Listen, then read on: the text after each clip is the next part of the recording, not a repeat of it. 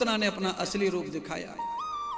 उसके अंदर जो जहर भरा था लालच का, स्वार्थ का, वो निकल के बाहर आया तो भगवान को मारने के लिए आतुर हो गई महाराज। अब भगवान को मारने के लिए कोई महिला आतुर हो सकती है तो बाकी फिर महिला कब क्या बरस कर सकती है?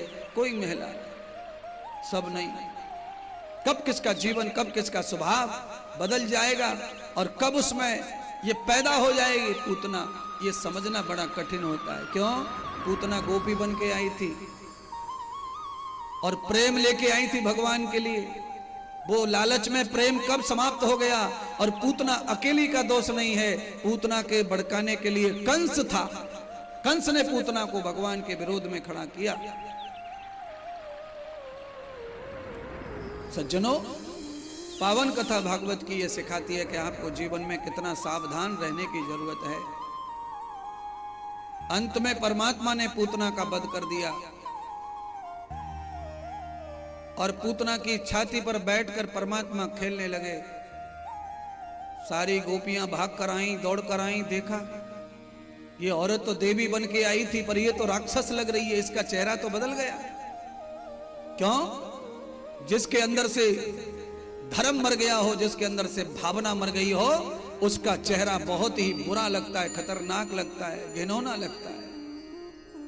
चेहरा कब सुंदर होता है? चेहरा कब सुंदर लगता है? जब दिल खिला हुआ हो, मन में भाव हो, श्रद्धा हो, प्रेम हो, अनुराग हो, तो बिना श्रृंगार के ही चेहरा सुंदर दिखता है। चेहरे पर जो खुशी, जो आनंद झलकता है, उससे ही पता चल जाता है कौन आदमी कितना खुश है इस समय। पर चेहरे के अंदर जब आपको ये दिखे कठोरता, चेहरे के अंदर जब दिखे कि राक्षस बैठ गया चेहरे पर, तब ये नफरत आ गई। कब आती है? जब आपके अंदर से भाव चला जाए, श्रद्धा चला जाए, प्रेम चला जाए और आपके अंदर स्वार्थ और लालच पैदा हो जाए तो पाप घड़ जाता है। फिर आपके सामने पाप पाप पाप घूमता है। फिर आप कितना भी बड़ा पाप करेंगे, आपको कोई चिंता नहीं रहेगी कि क्या परिणाम होंगे इसके आगे चल के। पर लालच के कारण आप पाप में पैर रख देते हैं, आपकी श्रद्धा को मार देते हैं, भाव को मार देते हैं, आपके सारे संबंध तोड़ देते हैं और ये तक भूल जाते हैं कि ये साक्षात नारायण परमात्मा भगवान है। पूतना भूल गई कंस की बातों में आके कि मैं किससे जा रही हूं, सारे जगत का कल्याण करने वाले को मैं मारने जा रही हूं लालच में।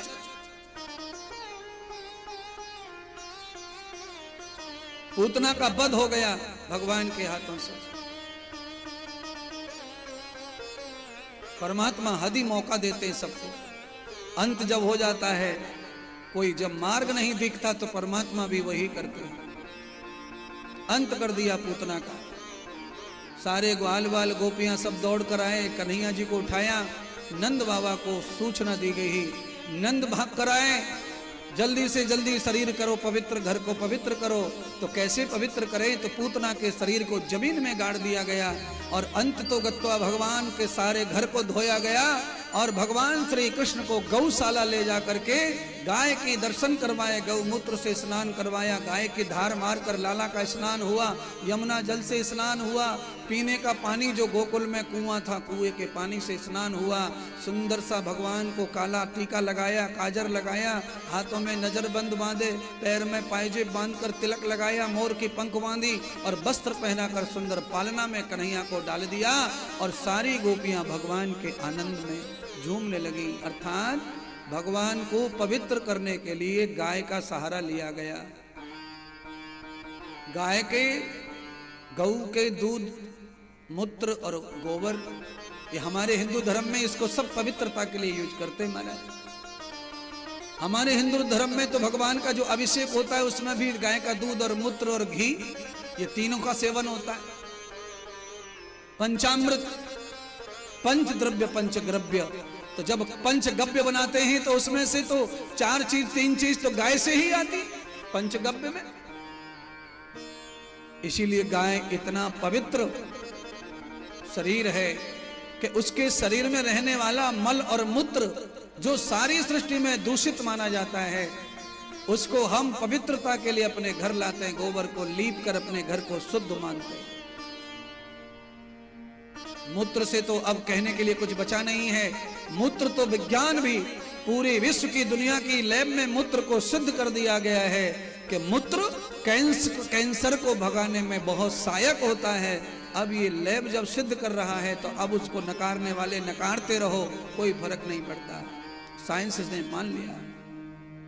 महाराज गाय के गोबर से प्रिंट बन रहा है, कलर घरों में जो कलर कर रहे हैं हम लोग, ट्रैक्टर, एशियंट वगैरह वगैरह कंपनी, ऐसे गोबर से, गाय के गोबर के रस से, गाय का गोबर निचोड़कर जो पानी निकलता है उससे बढ़िया कलर बन रहा है। कोई केमिकल नहीं है, ओरिजिनल कलर बन रहे हैं अच्छे अच्छे। और कोई जानवर ऐसा नहीं है जिसके गोबर से कलर बनाया जा सकता है। गाय के गोबर की गौरी मरे हुए आदमी के नसीब आ जाए तो कितना भाग्य है। महाराष्ट्र में तो एक गौरी के लिए लोग तरसते ही मर जाए कोई तो, गाय का एक उपला, एक गौरी मिल जाए, एक कंडा मिल जाए।